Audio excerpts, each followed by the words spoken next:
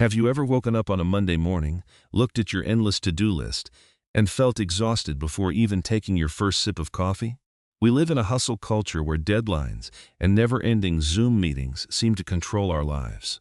And sometimes, in the middle of all that chaos, we dream about a more natural way of living, a distant time when people weren't tied to employee badges or trapped inside Excel spreadsheets. But have you ever wondered, if we turn the clock back tens of thousands of years, before the idea of jobs or paychecks even existed, what did our ancestors actually do all day? Was it some kind of endless vacation in the wild or a non-stop marathon just to survive? In reality, before modern economic systems ever existed, the only job people had was keeping themselves and their tribe alive from one hour to the next. And it all started with hunger. Imagine not being able to drive to Walmart or order food through Uber Eats. Instead, your office was a dense forest or a massive open grassland.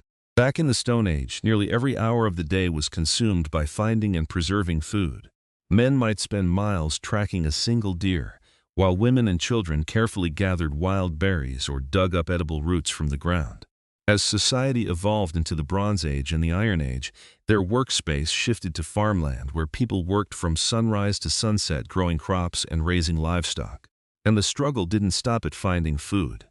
Think about all the everyday items we now take for granted. To have something as simple as a bowl for eating or a tool for cutting meat, ancient people had to carve stones by hand, shape clay into pottery, or weave nets from plant fibers. Every item they owned was the result of hours of careful, patient manual labor. And there was one powerful thing that today we get instantly with the flip of a switch: fire.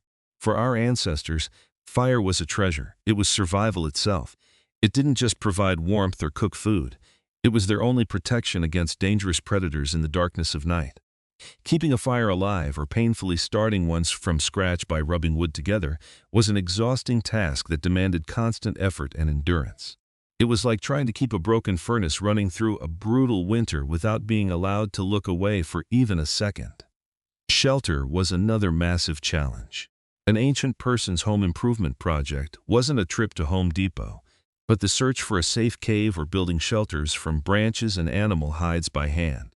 They constantly had to reinforce their homes to survive harsh weather and attacks from wild animals. Even the clothes they wore were masterpieces of survival. Instead of buying fabric, they had to clean and prepare animal hides by hand, an exhausting process that turned raw skin into durable clothing capable of protecting their bodies from the harshness of nature. Using needles made from bone and thread crafted from plant fibers or animal sinew, they stitched every piece together by hand. Every fur garment they wore wasn't just clothing, it was armor against the brutal cold of the natural world. And yet, in the middle of that relentless struggle for survival, humans still found space for the soul. Even without weekends or movie nights, they still had incredibly rich inner lives. As firelight flickered against the darkness, they painted stories of great hunts onto cave walls, performed rituals to pray for safety and good fortune, or simply sang and danced together around the fire. The stories they passed down beneath the stars were how they connected with each other and with the vast universe around them. When you really look at it, the lives of ancient humans were an endless cycle of labor, where the line between working and living simply didn't exist. They didn't work to make money. They worked to survive one more day. And when we look back on that journey, we realize that even though technology has changed almost everything, the desire to survive, to create, and to connect has always been the thread linking us to our earliest ancestors. Maybe instead of complaining about work emails, we should quietly be grateful that we don't have to sew clothes with bone needles or spend the entire night guarding a fire from going out.